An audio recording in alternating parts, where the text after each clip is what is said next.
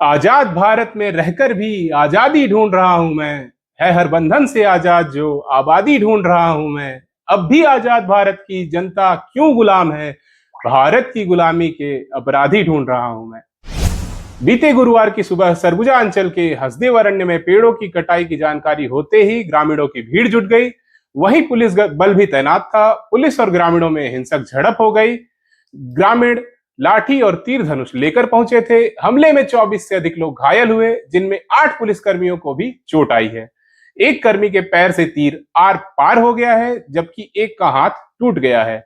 दरअसल पेड़ की कटाई के दौरान पुलिस ग्रामीणों को वहां से हटाने का प्रयास कर रही थी और ग्रामीण इसका विरोध कर रहे थे। देखते ही देखते विवाद इस कदर बढ़ गया कि ग्रामीणों ने पुलिस पर हमला कर दिया। ग्रामीणों के हमले के बाद पुलिस ने बचाव में लाठीचार्ज कर दिया। दोनों तरफ से मारपीट में कई लोग घायल हो गए। नमस्कार साथियों, मैं राहुल जीत और आप देख रहे हैं राष्ट्र निर्माता मुद्दे राष्ट्रहित के।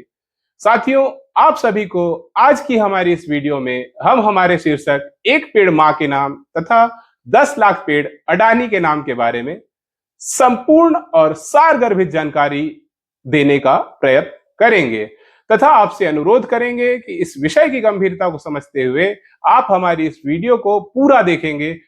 साथियों, आज की हमारी इस वीडियो में मुख्य रूप से हम यह समझने का प्रयास करेंगे कि आखिर यह हसदेव का पूरा मामला है क्या, यहाँ पेड़ क्यों काटे जा रहे हैं और इन पेड़ों के कटने का विरोध ग्रामीण क्यों कर रहे हैं। साथ ही इस पूरे मुद्दे के इतिहास को समझने का प्रयास करेंगे कि आखिर कब से यह मुद्दा धीरे धीरे तूल पकड़ रहा है, जिसने आज इतना हिंसक रूप ले लिया है। और समय समय पर इस मुद्दे पर हो रही राजनीति को भी समझने का प्रयास करेंगे और यह भी जानेंगे कि इस पूरे मामले में अदानी ग्रुप का क्या लेना देना है। हसदेव नदी का जो अरण्य क्षेत्र है वह लगभग 1700 स्क्वायर किलोमीटर का घना जंगल है, जिसका प्रसार छत्तीसगढ़ के 3 जिलों सरगुजा, सूरजपुर तथा कोरबा में है, जिनमें से ज्यादातर हिस्सा कोरबा जिले में है। इस पूरे क्षेत्र के नीचे लगभग 5000 मिलियन टन कोयला है, जो कि छत्तीसगढ़ के 58,000 मिलियन टन कोयले का लगभग 10% और पूरे भारत के परिदृश्य में अगर देखा जाए तो लगभग 2% कोयला है। लेकिन मुख्य बात यह है कि इसके ऊपर जो जंगल है यह केवल छत्तीसगढ़ ही नहीं, पूरे मध्य भारत का एक बहुत समृद्ध जंगल है। यह जंगल मध्य प्रदेश के कान्हा टाइगर रिजर्व तथा झारखंड के पलामू टाइगर रिजर्व के जंगलों को आपस में जोड़ता है। इसकी जैव विविधता बहुत समृद्ध है, वन्य प्राणियों का रहवास है। हसदेव नदी का कैचमेंट एरिया है, जिस हसदेव नदी के ऊपर मिनी माता बांध बना हुआ है, जिस बांध से जांजगीर, कोरबा व बिलासपुर जिले की 5 लाख हेक्टेयर की सिंचाई होती है। और सबसे मुख्य बात यह है कि यहाँ जो आदिवासी समुदाय निवास करता है उसकी लगभग आय का 60% हिस्सा इन्हीं जंगलों पर निर्भर है। यह जंगल छत्तीसगढ़ सहित पूरे देश की मानसून को नियंत्रित करता है, अतः पर्यावरण की दृष्टि से यह काफी संवेदनशील इलाका है।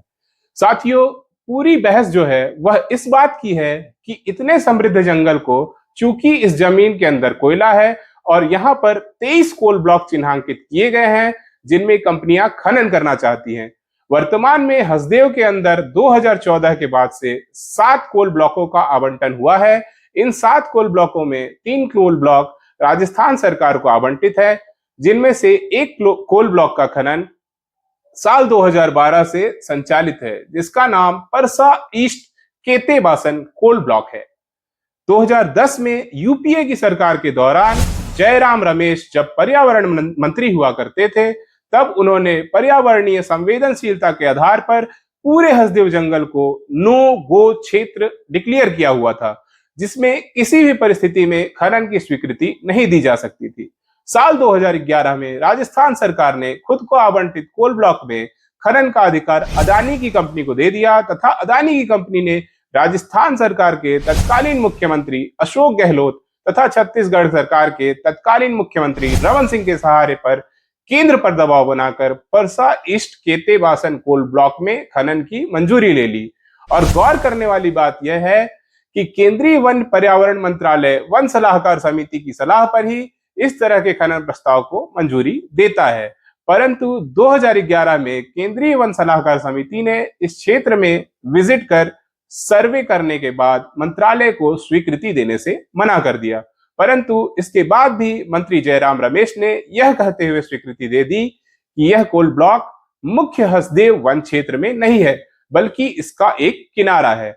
गौर करने वाली बात यह है कि जिन तर्कों के आधार पर इस कोल ब्लॉक को स्वीकृति दी गई थी, उन तर्कों को 2014 में नेशनल ग्रीन ट्रिब्यूनल द्वारा खारिज करके इस कोल ब्लॉक को दी गई वन स्वीकृति को निरस्त कर दिया गया तथा उसके बाद आज भी यह कोल ब्लॉक सुप्रीम कोर्ट के स्टे पर अनवरत रूप से लगातार चल रहा है।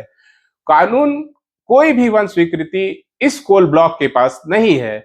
अभी भी मामला सुप्रीम कोर्ट में पेंडिंग है और जब साल 2012 में इसकी स्वीकृति दी गई थी तो इसे 2 चरणों में विभाजित किया गया था तथा कहा गया था कि पहले 15 सालों में 137 मिलियन टन कोयला निकालिए तथा 762 हेक्टेयर एरिया में आप खनन कीजिए और जब पहले चरण का कोयला निकल जाएगा तो वापस से मिट्टी का भराव होगा, उसके ऊपर प्लांटेशन होगा तथा जब वह क्षेत्र अपनी पूर्ववत स्थिति में आ जाएगा तब दूसरे चरण का खनन 2028 में 1138 हेक्टेयर में प्रारंभ किया जा सकेगा। तब उसकी अनुमति दी जाएगी, परंतु उसकी कंडीशन यह रहेगी कि वन अपनी पूर्ववत स्थिति में तब तक आ जाना चाहिए।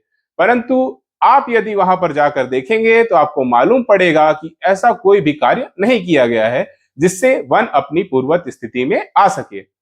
साथ ही जो प्रथम चरण में 137 मिलियन टन कोयला निकालना था, अदानी कंपनी के द्वारा 82 मिलियन टन कोयला निकालने के बाद कह दिया गया कि कोयला खत्म हो गया है।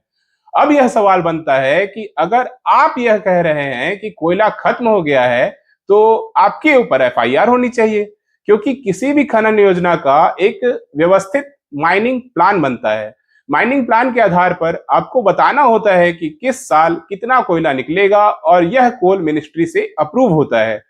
जब आपने मिनिस्ट्री से अप्रूव करवाया था कि हम 15 साल में 137 मिलियन टन कोयला निकालेंगे और आप खनन परियोजना शुरू होने के 9वें वर्ष में कह रहे हैं कि कोयला खत्म हो गया, तो या तो आप झूठ बोल रहे हैं या आपने कोयले को अवैध रूप से निकालकर बेच दिया है, या आपने माइनिंग प्लान जो बनाया था वह गलत बनाया था और गलत माइनिंग प्लान के आधार पर आपने स्वीकृति ली थी। तो ऐसी कंपनी को तुरंत ब्लैकलिस्ट कर दिया जाना चाहिए। सबसे प्रमुख सवाल यह है, और इस सवाल को ना तो कोल मंत्रालय ने पूछा, ना ही छत्तीसगढ़ सरकार ने और ना ही राजस्थान की सरकार ने। बहरहाल अभी बात यह है कि इस सब के बाद भी दूसरे चरण की वन स्वीकृति 25 मार्च 2022 को जारी कर दी गई, जिस समय छत्तीसगढ़ में कांग्रेस की सरकार थी, जिसका 8 जून 2022 को ग्राम सभा द्वारा विरोध किया गया तथा बताया गया कि अदानी समूह द्वारा फर्जी प्रस्ताव बनाकर स्वीकृति ली गई है, जिसके पुख्ता सबूत समाज सेवक तथा इस आंदोलन से घनिष्ठता से जुड़े हुए आलोक शुक्ला जी के पास उपलब्ध हैं। आपको बता दें कि उक्त क्षेत्र संविधान की 5वीं अनुसूची के अंतर्गत आने वाला क्षेत्र है, जिसमें कोई भी भूमि अधिग्रहण बिना ग्राम सभा के प्रस्ताव के नहीं किया जा सकता, जिसको लेकर काफी बवाल काटा गया। साथियों, परसा ईस्ट केतेवासन परियोजना में पहले चरण में कुल 1,26,000 पेड़ काटे जा चुके हैं एवं दूसरे चरण में 2,42,000 पेड़ काटे जाने थे, जिसकी शुरुआत होते ही खूब बवाल मचा। विपक्ष में बैठी भाजपा ने इसे जोरदार मुद्दा बनाया। तत्कालीन स्वास्थ्य मंत्री छत्तीसगढ़ शासन टीएस सिंहदेव ने इससे पर बयान दिया कि कोई भी पेड़ काटने से पहले पहली गोली वो खाएंगे, जिस पर तत्कालीन मुख्यमंत्री भूपेश बघेल ने कहा कि जब तक महाराज नहीं चाहेंगे तब तक एक डाली भी नहीं कटेगी। उसके पश्चात विधानसभा के अंदर सर्वसम्मति से वनों की कटाई पर रोक लगाने का प्रस्ताव पारित हुआ। फिर मामला कुछ वक्त के लिए शांत रहा, परंतु 2023 विधानसभा चुनाव के बाद विपक्ष में बैठी भाजपा सत्ता में वापस आई और पुनः हसदेव में वनों की कटाई के करने के प्रयास किए जाने लगे और आरोप कांग्रेस पर मढ़ दिया गया कि स्वीकृति उनकी सरकार द्वारा दी गई है। वहीं कांग्रेस कह रही है कि विधानसभा के अंदर सर्वसम्मति से पारित प्रस्ताव, जिसमें विपक्ष में बैठे भाजपा के विधायकों की भी सहमति थी, तो आज सत्ता में आने के बाद वह वनों की कटाई क्यों करवा रहे हैं। उसके उलट पूरे देश में भारतीय जनता पार्टी द्वारा एक पेड़ मां के नाम जैसा एक अभियान चलाया जा रहा है, जिसका उद्देश्य अधिक से अधिक वृक्षारोपण करना है। वहीं दूसरी ओर मध्य भारत के एक समृद्ध वन का विनाश और लाखों पेड़ों की कटाई उद्योगपति अदानी को लाभ पहुंचाने के उद्देश्य से केंद्र और राज्य की सरकारें कर रही हैं, जो कि पूरी तरह से पर्यावरणीय महाविनाश को निमंत्रण देने वाला है। बहरहाल इस मुद्दे पर राजनीति केवल छत्तीसगढ़ तक ही सीमित नहीं है। भारत के नेता प्रतिपक्ष राहुल गांधी ने सोशल मीडिया प्लेटफॉर्म एक्स के जरिए सर्वसम्मति के प्रस्ताव के मुद्दे को फिर से उठाया है और कहा है कि भाजपा अपने मित्रों के स्वार्थ की खातिर आदिवासियों के अधिकारों पर आक्रमण कर रही है तथा यह आश्वासन भी दिया है कि आदिवासी भाइयों और बहनों के जल, जंगल, जमीन की रक्षा कांग्रेस हर कीमत पर करेगी। साथियों, इस खबर पर और अपडेट के लिए तथा ऐसे ही राष्ट्रहित से जुड़े मुद्दों के लिए राष्ट्र निर्माता चैनल को सब्सक्राइब करें और बेल आइकन को जरूर प्रेस कर दें ताकि हमारी वीडियो सबसे पहले आप तक पहुंचे। धन्यवाद। जय हिंद, जय छत्तीसगढ़।